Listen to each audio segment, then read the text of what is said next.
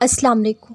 اپنی مشکلات، آزمائشوں، خواہشات اور ناممکن حالات کو بتا دیں کہ آپ کا اللہ سب سے بڑا ہے، اس کی دسترس میں سارے جہاں ہیں، اس کا ایک کن پوری کائنات کو ہلا کر رکھ سکتا ہے، تو پھر کیا ممکن اور کیا ناممکن، سب کچھ صرف آپ کی دعا کے فاصلے پر ہے۔ پھر آپ نے صبر کرنا ہے، یقین رکھنا ہے۔ اللہ نے تو قبولیت کا وعدہ کر رکھا ہے، سچا اور پکا وعدہ۔ امید جب اللہ سے جڑی ہو تو ٹوٹنے کا امکان نہیں ہوتا، کیونکہ جو امید جگاتا ہے وہ ممکن کر دینے پر بھی قادر ہے۔